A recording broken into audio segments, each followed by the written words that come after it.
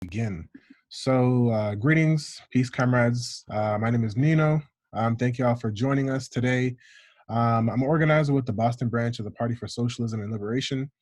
And in our branch, we just finished doing a branch-wide study of this wonderful book, Comrade. And we're joined here today with Comrade Jodi Dean to discuss this really critical and crucial text. And Comrade Jodi Dean, who's with us, she's an author, she's an activist, and a comrade. And I consider her a communist revivalist. She's, dialectically bringing us back to a communist future that we long forgot. Society far advanced than what we have now. Some of her texts, some of her books that she's written are Democracy and Other Neoliberal Fantasies, Crowds and Party, The Communist Horizon, as well as Comrade, an essay on political belonging. So the structure of today's event is going to be roughly 50 minutes, give or take, and I'm going to outline what we're going to go through in the next 50 minutes. So Comrade Jodi is going to speak for about 20 minutes and present some broad points and analysis. And after that, we're going to move into some questions, and we should wrap up around 5:50, give or take, 5:55 the latest. So without further ado, I want to introduce Comrade Jodi Dean. Comrade Jodi Dean, give it up. Great, thanks so much, Nino. I'm really happy to be able to do this webinar. This is the first of 3 webinars that we'll be doing for the next couple of Wednesdays. And today my remarks have 3 parts. I'm going to explain the term comrade. I'm going to compare the comrade with other categories of belonging. And then I'm going to make an argument for the advantage of comrade over another term that's popular on the left, which is ally. So that's what I'm going to do today. Next week on April 8th, I'm going to explore what it means to be a comrade by providing 4 theses on the comrade. And then in the last class on April 15th, I'm going to take up the need for comrades by looking at what happens when comradeship ends, right? What happens when people are no longer comrades. And as Comrade Nino said, we're going to stop today a little bit before 6 because I think a lot of us need to go out and express make noise for solidarity at 6 demonstrations in our communities.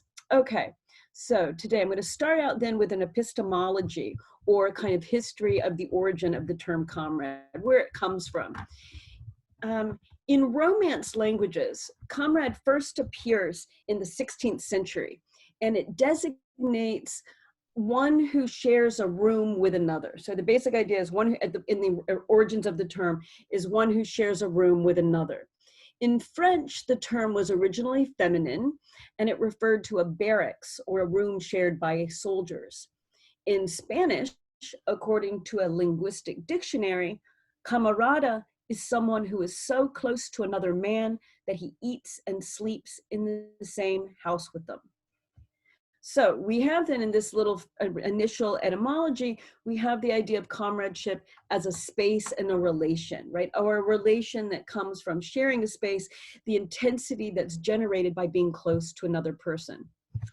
Comrade derives from the Latin word camera, which means room, chamber, and vault. The technical connotation of vault, right, which is a structure, it indexes a function, right, a generic function, or the structure that produces a particular space and holds it open. A chamber or a room, like a vault, is a repeatable structure that takes its form by producing an inside that's separate from an outside, and by providing a supported cover for those underneath it. Again, sharing a space generates a feeling, and in fact, an expectation of solidarity that differentiates those on one side from those on the other. This etymology lets us define the comrade as a generic figure for the political relation between those on the same side of a political struggle. Comrades are those who tie themselves together instrumentally for a common purpose. If we want to win, and we have to win, we must act together. Now, the term comrade functions in 3 ways. It functions as a term of address, as a carrier of expectation, and as a form of political belonging. So as a term of address, comrade replaces gendered and hierarchical designations like Mrs. or professor or doctor. So it replaces those hierarchical designations with one that is egalitarian, as comrades were all the same. Correspondingly, those who address each other as comrade share certain expectations of each other. Comrades have to be able to count on each other, even if we don't like each other very much, and even if we might disagree. In the wonderful book, The Romance of American Communism, Vivian Gornick reports the words of a former member of the Communist Party USA who hated the daily grind of selling papers and canvassing that were expected of all party cadre. But nevertheless, this comrade said, I did it. I did it because if I didn't do it, I couldn't face my comrades the next day. And we all did it for the same reason. We were accountable to each other. So this is this dimension of shared expectations, right? Comrades are accountable to each other. Finally, comrade points to a relation of political belonging. And here it differs from a term like militant, right? Militant designates a person's political intensity. In contrast, comrade points to the relation between or among militants. It's necessarily collective, shared. It's a relation, not an individual kind of orientation. Now, it's the egalitarian dimension of comrade as a term of address that made the term popular in the socialist movement as it was arising in the 19th century. Comradeship evoked a new and better way of being together. So now I'm going to give some examples of this. In her writings on prostitution, sex, and the family from the early years of the Bolshevik Revolution, Alexandra Kollontai presents comradeship and solidarity as sensibilities necessary for building a communist society. Kollontai associates comradeship with a feeling of belongingness, a relation among free and equal communist workers. Under capitalism, workers are not automatically comrades.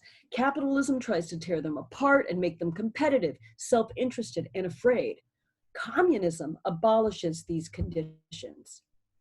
In place of the individual and egoistic family, a great universal family of workers will develop, in which all the workers, men and women, will above all be comrades, Kollontai writes. Comrade points to a mode of belonging opposed to the isolation, hierarchy, and oppression of bourgeois forms of relation, particularly of work and the family under capitalism. It's a mode of belonging characterized by equality, solidarity, and respect. Again, collectivity replaces the egoism and self-assertion of bourgeois society. The Russian word for comrade tovarish is super interesting here because tovarish is masculine, but its power is such that it liberates people from the chains of grammar. There was a Soviet book on literary language that was published in 1929, and it was trying to express the way that the revolution was changing everything, even basic grammar. And it gave the example of comrade sister, which sounds really funny and weird in Russian because Russian has gendered adjectives, right? So comrade should have had a masculine ending, but it was applied now to a feminine word. So it sounds funny, but the new language of revolution was so strong that it could change grammar itself. For Alexandra Kollontai, comradeship is a core principle of proletarian morality. It's the key to the radical re-education of our psyche under communism. Comradeship engenders new feelings, such that people no longer feel themselves unequal and compelled to submit. Now they are, quote, capable of freedom instead of being bound by a sense of property, capable of comradeship rather than inequality and submission. That's Kollontai again. And so this re-education of the psyche is crucial. It tells us that our relations to others change us.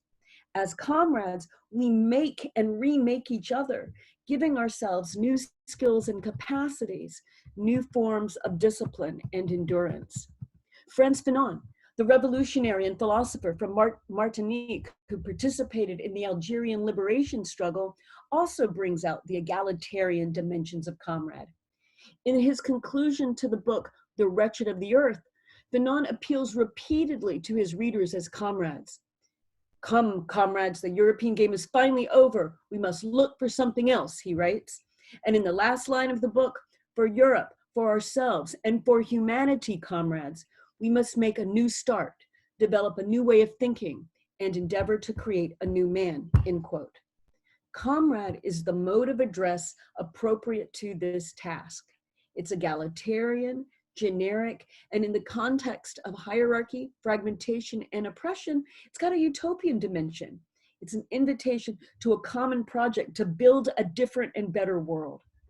So I've been talking then about the origins of the term comrade, and I've been emphasizing how its history or etymology lets us understand comrades as those on the same side of a political struggle, and how this being on the same side of a political struggle establishes expectations of equality between comrades. Comrades tie themselves together to achieve a political goal, and this tie produces a bond of equality that they strive to achieve in action.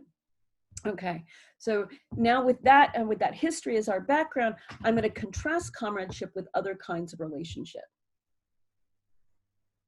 And I'm going to contrast it with 4 other basic relations: kin, like relatives, neighbors, citizens, and friends. So the relation between comrades is not a kinship relation. One is not born a comrade. It designates a relation that's not the same as that between brothers and sisters and parents and children and spouses or cousins, right? Can disagree with each other politically. Lots of times, brothers and sisters really oppose each other's politics. We can be related by blood without sharing a politics. And of course, the same holds for marriage. People can be spouses without being comrades. Conversely, the artist Frida Kahlo famously said of Diego Rivera, whom she married twice, Diego is not anybody's husband and never will be, but he is a great comrade. So you can be married without being comrades, and you can be comrades without being married. Additionally, to address another as comrade is not the same as addressing them as brother or sister, which immediately requires assigning a gender identity. Brother and sister rely on a familial imaginary, whether it's that of the nuclear family or the extended family of some kind of religious congregation or of the humanist brotherhood or family of man. So comrades are not the same as kin. Comrades are also not the same as neighbors, right? Living near someone does not make that person your comrade. You can be part of the same locality, building, town, community, neighborhood without being comrades. When we recognize the strong link between the term comrade and communism, we see that comrade points to political movement, to mobility and motion, that the rootless cosmopolitanism and internationalism always part of the communist tradition. And it's this non-localizability that's part of what makes the comrades suspect, because comrades may have tighter relations with those they're far away from than they do with those who are right next door. The comrade's also not the same as the citizen. Citizenship is a relation mediated by the state, but comradeship exceeds the state. It doesn't take the state as its frame of reference. So comrade doesn't designate everybody born or residing in a specific territory or carrying a specific kind of passport. You find comrades all over the world.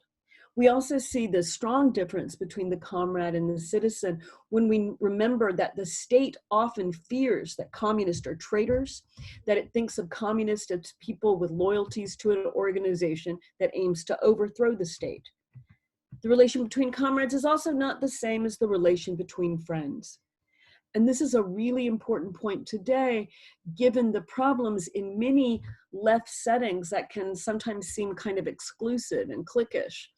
People who would otherwise be on the same side may not come together because closed and unwelcoming friendship groups prevent them from feeling a sense of commonality and belonging. Conversely, the personal animosities that destroy friendship can undermine the political work of comrades. Comrades may be friends, but friendship and comradeship are not the same thing. And we see this most clearly when friendships start to fall apart, right? Personal dislike does not mean that that person is not a comrade. And in tight associations, these relations can blur and they can overlap. And it can be hard to keep the difference and distance between comradeship and friendship, but it's still important because comradeship requires a degree of alienation from the needs and demands of personal life to which friends must attend. This distinction between the comrade and the friend also points to a kind of inhuman dimension of the comrade. Comradeship has nothing to do with the person or personality in its specificity, right? Comradeship is generic. It abstracts from the specifics of individual lives to consider how these specifics contribute to collective goals. What matters is not the uniqueness of a skill or an experience, but its utility for party work. In this sense, the comrade is liberated from specificity. It's freed by the common political horizon. The historian Ellen Schrecker makes this point in her book that discusses anti-communism in the United States. During the McCarthy period of communist persecution, there was a common assumption that all communists were the same. Communists were depicted as puppets, cogs, automatons, robots, even slaves. In the words of one of the McCarthy era's key professional witnesses, people who became communists were, quote, no longer individuals, but robots. They were chained in an intellectual and moral slavery that was far worse than any prison, end quote. And that's, those are Ellen Schrecker's words. Now, there's a kind of truth that underlies this kind of hyperbolic anti-communism. And that truth, or that little bitty thread of truth, is the generic quality of comrades, of comrade as a disciplined and disciplining relation that exceeds personal interests. Comradeship isn't personal, it's political. So I'm going to move to my third and last section, where I'm going to talk about why this version of political relation, comrade, is better than ally as a mode of political belonging on the left. I expect that most of y'all are familiar with the term ally as it shows up in contemporary activist circles, right? We see it a lot, but it's also kind of controversial. There are just intense discussions on social media and some college campuses and among community organizers over who can be an ally. Generally, in these discussions, allies are understood to be privileged people who want to do something about oppression. And they may not consider themselves to be survivors or victims, but they want to help, right? They want to be on the right side. So allies can be straight people who stand up for LGBTQ people, white people who support Black and brown people, men who defend women, and so on. I have never seen the term used for rich people involved in working class struggle. Allies don't want to imagine themselves as homophobic, racist, or sexist, right? They want to see themselves as part of the solution. Now, as is frequently emphasized in debates around allyship, claiming to be an ally does not make one an ally. Allyship requires time and effort. People have to work on it. And much of this written and video work on allyship is instructional, sort of like a how-to guide or list of pointers on how to be an ally, the do's and don'ts, and that kind of thing. They're like little mini lifestyle manuals, techniques for navigating, but not demolishing, settings of privilege and oppression. Individuals can learn what not to say and what not to do, right? They can feel engaged without any organized political struggle at all. So the politics in these allyship how-tos tends to consist of interpersonal interactions and individual feelings.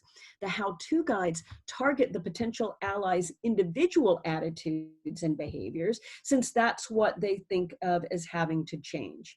So let me give some examples of this mode of discussion of allyship. And here's one that comes from an essay called The Fundamentals of Effective Allyship. And the author says, "It's our responsibility to recognize, identify, and act on the privilege we have. One of the ways of doing so is committing to an ongoing act of introspection, reflection, and learning.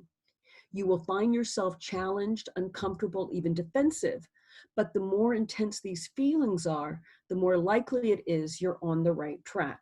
end quote. So notice here, acting on privilege in the example is what one does to oneself. It's about, and one notices that one's politics are good if one has intense feelings. So one's politics can be completely internal, right? And totally in their head, a matter of how they're feeling. They're not saying the duty isn't to fight for our freedom or to overthrow the state, right? It's to commit to self-reflection. And I want to be clear, I'm not against self-reflection, but that's not a model for political action. In essays like this one on allyship, though, this kind of self-work takes the place of political action. It substitutes for it. Let me give another example. This is from the online magazine Everyday Feminism, and it provides a list of 10 things allies need to know. Number 5 on the list is allies educate themselves constantly. And the explanation goes like this. One of the most important types of education is listening, but there are endless resources, books, blogs, media outlets, speakers, YouTube videos, etc., to help you learn. What you should not do, though, is expect those with whom you want to ally yourself to teach you. That is not their responsibility. Sure, listen to them when they decide to drop some knowledge or perspective, but do not go to them and expect them to explain their oppression for you. Okay, so what's the problem here? We all know that study is crucial for revolutionaries, but the vision of self-education associated with allyship is isolating. Learning is modeled as consuming information, not as a discussion or coming to a common understanding or studying the texts and documents of a particular political tradition. Educating oneself is instead disconnected from a collective critical practice. It's detached from political positions or goals. There's no criteria given to how one would evaluate the different books and blogs and YouTube videos, right? It's up to the individual ally just to figure it out on their own. So the would-be ally can be scolded and shamed, and the person doing the scolding is relieved of any responsibility for offering real guidance and training. Because let's be clear, telling someone to Google it is just an empty gesture. Once we recall that ally is not a term of address, right? It doesn't replace Mr. or Ms. or Dr. or Professor. Once we recognize that, we see then how the term ally appears more to designate a limit, suggesting that you will never be one of us, than it does provide a designation that enables solidarity. The relation between allies and those they are allies for is between those with separate interests, experiences, and practices. And so this takes me then to the last example, which is also from Everyday Feminism's list of things allies need to know. And it's item number 8. Allies focus on those who share their identity. Quote, beyond listening, arguably the most important thing that I can do to act in solidarity is to engage those who share my identity, end quote. Identities appear clear and fixed, unambiguous and unchanging. Individuals are like little sovereign states defending their territory and only joining together under the most cautious and self-interested terms. Those taken to share an identity are presumed to share a politics, as if the identity were obvious and as if the politics didn't need to be built. Those willing to forward a politics other than one anchored in what can easily be ascribed to their identity are treated with suspicion, mistrusted for their presumed privilege, and criticized in advance for the array of wrongs that preserve that privilege. Because allies join together under self-interested terms, they can easily withdraw, drop out, and let us down. We can't be sure of their commitment because it hinges on their individual feelings and comfort. So item 8 in this Everyday Feminism list tells us why allyship has such a hold in progressive circles. Mistrust of other identities becomes functional and gratifying in the name of a politics that maintains and polices identity, our own special and vulnerable thing, shoring up its weak and porous boundaries. Ally keeps attention away from the fearsome challenge of choosing a side, from accepting the discipline that comes from collective work, and from organizing the fight to smash capitalist imperialism and the divisive systems of bigotry and oppression that secure it. So allyship does not bridge political identities. It's a symptom of capitalism's attempt to replace politics with the techniques of individual self-help and social media moralism. The underlying vision is of self-oriented individuals, politics as possession, transformation reduced to attitudinal change, and a fixed, naturalized sphere of privilege and oppression. Anchored in a view of identity as the primary vector of politics, the emphasis on allies displaces attention away from strategic, organizational, and tactical questions and onto prior attitudinal litmus tests, from the start precluding the collectivity necessary for revolutionary left politics. Now, of course, those on the left need allies, right? Sometimes we have to forge temporary alliances to advance. Communist struggle necessitates an array of tactical alliances among different classes, sectors, and tendencies. So this critique of ally is not part of a rejection of the politics of alliance building, because that would be ridiculous.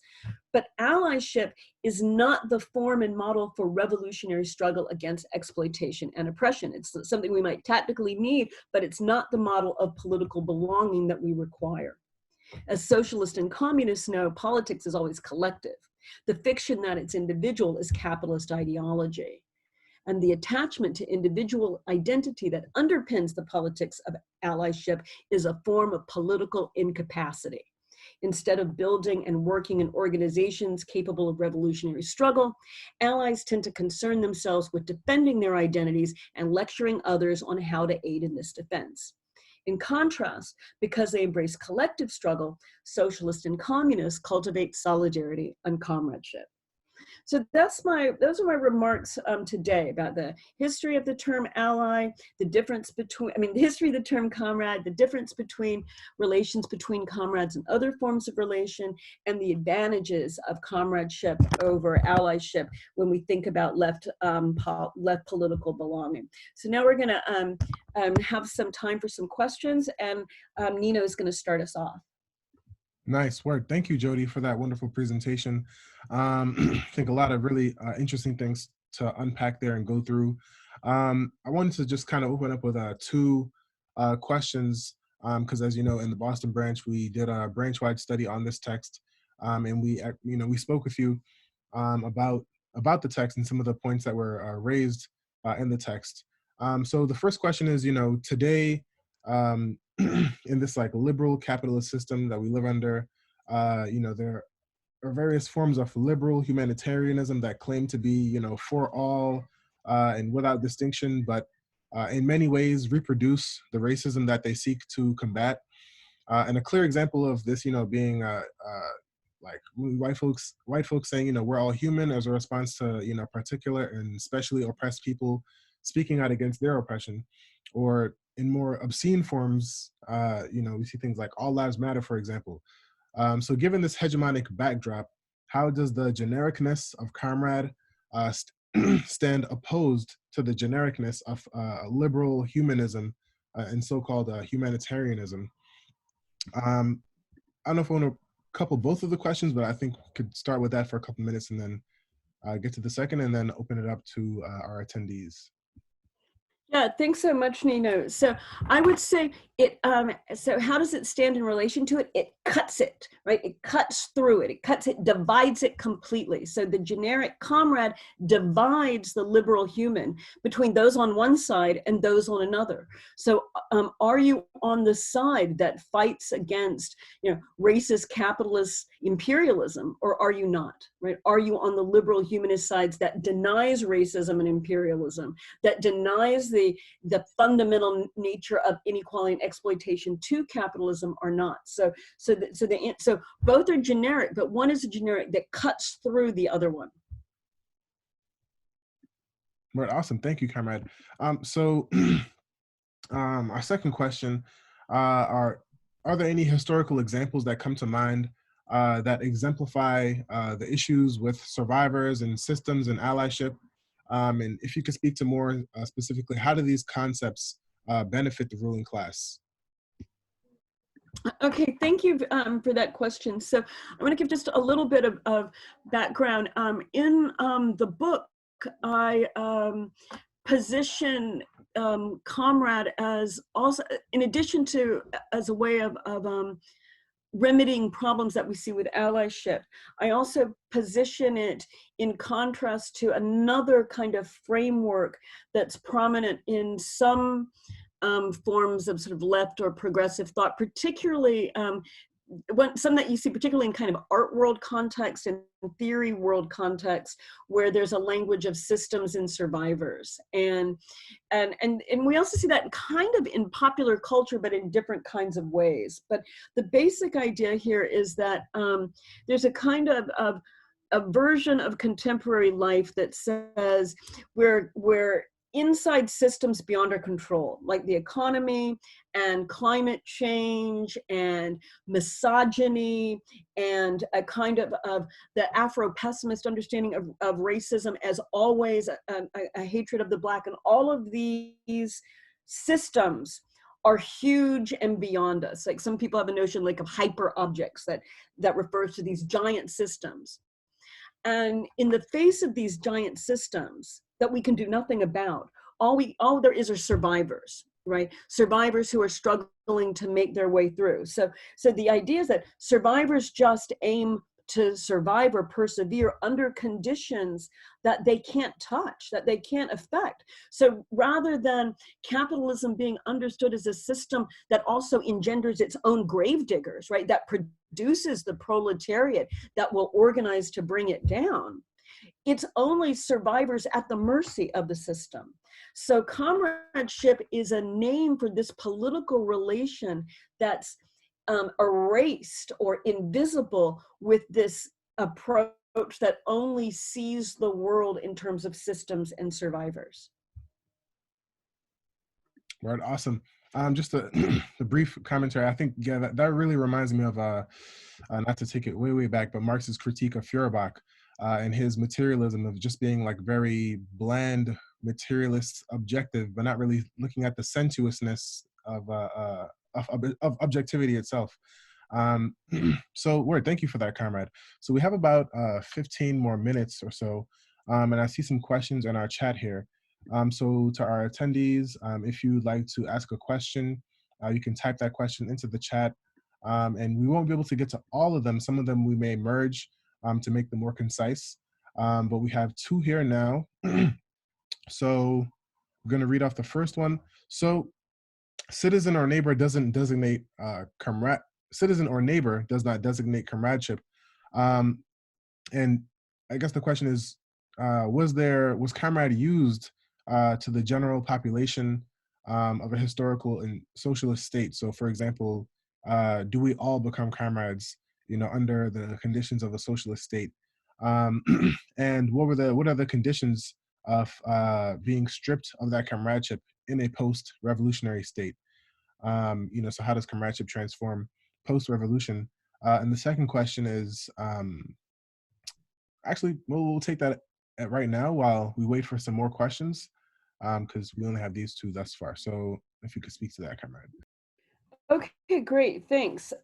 These are very good questions. Let me say on the used in a general population, there are a few different examples here. One example is the Spanish Civil War, when there's the period of kind of anarchist semi-control in the area around in Barcelona and Catalonia. And this is described in George Orwell's book, who's not a pro-communist guy, Homage to Catalonia. But what's interesting is he says that in this kind of revolutionary setting, all of the kind of titles and ways of referring to each other with the formal use of pronouns, which they normally do in Spanish, they all went away in favor of the familiar use of pronouns and the use of the term comrade rather than sir or mister or something like that. So in this revolutionary moment, it was sort of semi-spontaneous that the emergence of a momentary equality led people to speak in terms, to call each other comrade and to speak that way. So we saw that. So that's one interesting historical example from outside of the communist tradition.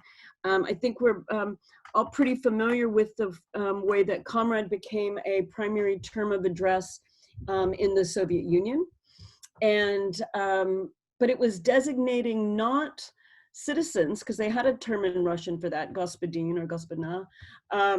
And so Tovarish still kept on the political character of those who are on the same side. In China, it's pretty interesting because on the one, so you still have some formal uses of comrade, particularly among party members. Sometimes it translates across society, but every few years, the party will come up with an instruction to tell people, call each other comrade again. And they usually do that as a way to criticize the encroachment of capitalist norms. And they say, like, we don't want to use the language of bosses, right? We need to, and so it's a way to hold on to a communist ethos, even as they sometimes have to go with economic measures that clash with that. So you see those from time to time. And then in an even different way in the general population, in China, there's a pop version of comrade. I think it's Tongji. I think people who know Chinese are gonna like send me my pronunciation is terrible and I need the correction. But it's used for gay men. And so gay people call each other Tongji. So the same word for comrade means that is a kind of designator of homosociality and love between men. And so that's kind of a sort of a wonderful popular version of it. Okay, so those are kind of, and of course, you know, in all of the former East Bloc, comrade was a major term, you know, as they were, while they were socialist countries. I think that still doesn't mean it's the same thing as citizenship, because it's making us recognize how the countries in the time were involved in a specific political project. I think we see the same thing in Cuba as well, but I'm not, I need our comrades to kind of help me with the Cuban terms of art. Some people have said that they mostly use comrade, but there's another language as well. But I think the thing to keep in mind is the being on the same side part lets us emphasize the element of revolutionary struggle that continues and continued even under countries that were working on socialism, because they never fully got there, right? They were in a global world where the battle for a communist and socialist future was always ongoing.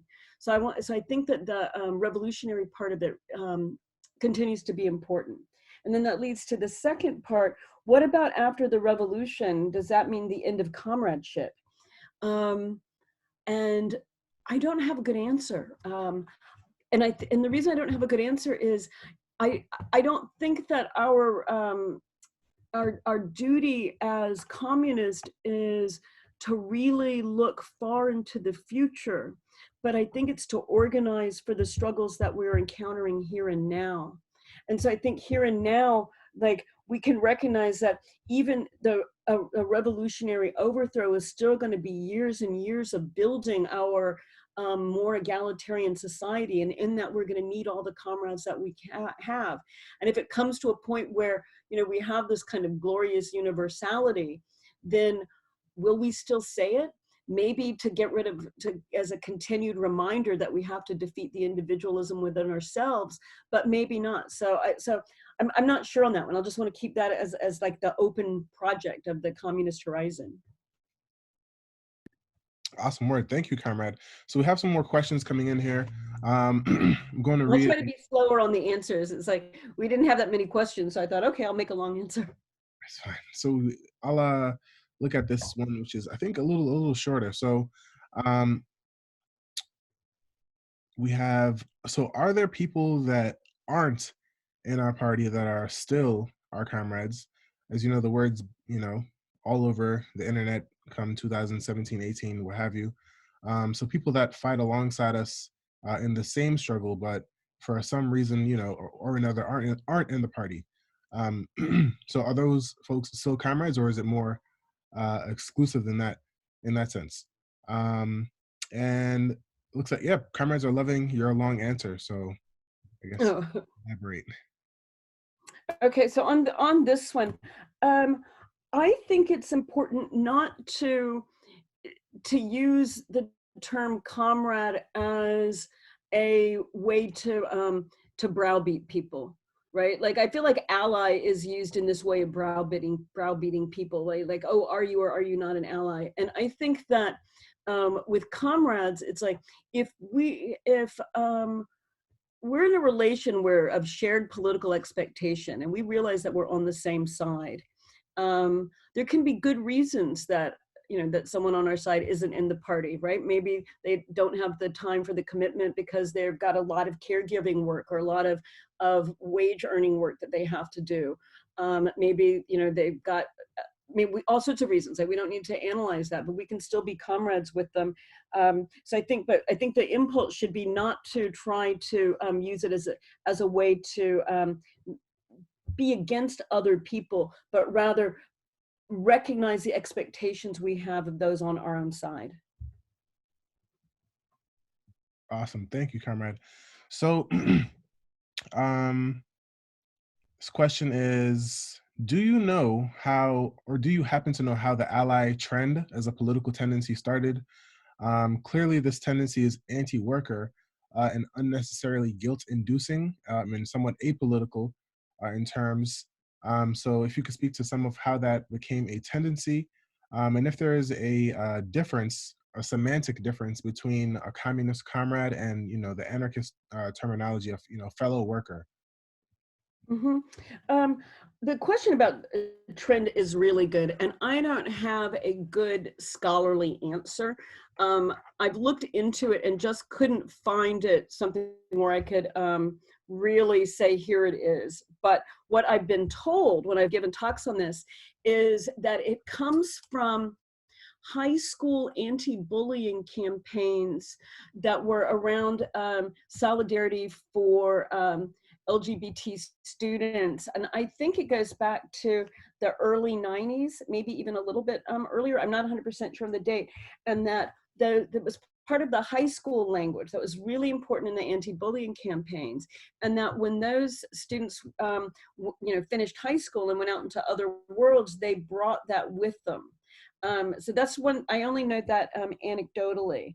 And then the communist and anarchist fellow workers. The thing about Comrade is it doesn't, I mean, it doesn't require that the other person self-identifies as a worker. They're equal as being politically on the same side without their economic relation being designated. Now, because we're talking about comrades in the socialist and communist tradition, we understand them as opposed to capitalism and as fighting as hard as they can against capitalism and imperialism.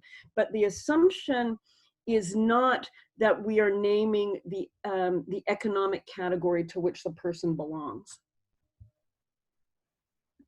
Awesome. Thank you, comrade. So we have a couple more questions.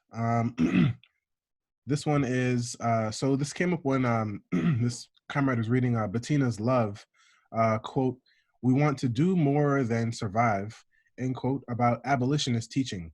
And there's a section that critiques the term ally, but it looks at more abolitionist imaginations of a new system and I guess modes of relation. And this, seems to be popular among today's education and anti-mass incarceration work. How could we push that understanding to be more in line with comradeship? Because they read this with some of their coworkers. But also, I mean, if that comrade could chime in and I guess make that more concise if it wasn't as concise as it I'm could sorry, be. I don't fully understand the question. It might be because I haven't read that text, though I want to. Is it a book called Bettina's Love. Love? Mm-hmm. But we have some other questions here. Yeah, if the person writes it out, I can try to respond in writing and we can figure that out, or some other way. Definitely. So we have another question here. How do we combat tendencies to place identity before political convictions? Because oftentimes, people you tend to use their identity as a shield to avoid engaging with political convictions. Um, and I think this other question is related. As comrades, how do we work within movements that are dominated by identity politics and allyship while standing our ground, while we hold our views in the internationalist sense, in the anti-imperialist sense around, defending Cuba, defending countries fighting imperialism. How do we stand our ground in those instances? So I think I have two kind of related answers. One, I think that our party's strong commitment to opposition against all forms of bigotry is crucial to that, and that's like a fundamental principle that we are always standing for. Every single one of us, regardless of sort of national origin, sex, sexual identification, anything, right? It's like every one of us is 100% committed to fighting against all forms of oppression and bigotry. And we stand by that all the time. And we put this to practice as well in our opposition to imperialism, which makes it very, very clear that we don't only extend comradeship and political support to those who share our domestic space or our society, but this is a firmly internationalist conviction. So I feel like our platform is so strong on this that it always gives us a place to stand and that we can appeal to these principles. Now, is that always going to make it easy in a discussion face to face with a bunch of people in trying to organize something in a big city? It might not be, but we show over time, right, like what we stand for. So that's I feel like that has been something I found so wonderful about PSL myself. I really like that. All right, awesome. So we only have one more question left. It's a more lengthy one. So you mentioned in reference to Frida Kahlo that one can be married and not be comrades, and comrades and not be married. So is or was there ever a term denoting a significant other with that emphasis of egalitarianism and shared political stance slash militancy? I think that was very interesting with Diego Rivera. Like, hey, what was the formulation? Good comrade, bad husband, or something of the Yeah, sort. he would never be anybody's husband, but he's a great comrade, even though he had been her husband. So I would say the term is comrade, right? And what's so wonderful is that let's say if my partner is my comrade, my relation of comradeship is the same with them as it is to any other comrade. We are fighting the same battle. It's not a possessive or exclusive relationship, right? We are comrades looking forward in the struggle together that every one of us is part of. And we don't give a kind of specific name, because that would then like return us to this kind of property name, like or possessive name, like husband or wife. Now, we might choose to do that to designate our kin or love relation to another. Like, Comrade doesn't say you can't do that. It just says that that's a different kind of relation from the political relation between comrades, and that we need to be able to distinguish these rather than assume that they have to be the same thing, right? Like my dad's not a communist. That doesn't mean I have no relationship with him. We are and back to another thing. My son is in a different party, but the party has so many positions that are just that are very much the same as ours, that I feel comfortable also calling him Comrade Son. So now my daughter is now making noise in the other room. But anyway, we don't need a special term for our sort of like comrade husband. Comrade would be enough. Okay, awesome. So it looks like we have one more question, and I think that's about it. We're kind of wrapping up on time. Thank you, Comrade. These are really, really sharp answers. I know all the comrades on this called Really Appreciated. So this next question is, egoism and the concept of ally are linked, as you talk about. So how do we combat egoism in our comrades, but also, just in our movement in general? Um, I think the way I would want to put it is how do we combat egoism in ourselves, right? That's something like it's not right for me to try to combat it in someone else. What I've got to do is not let their egoism get to me, and I do my work and not start worrying about like, oh well, they're doing this or they're doing that. It's like, no, our expectations are that we all have a role in this struggle. We all push together. That builds the capacity that we all have.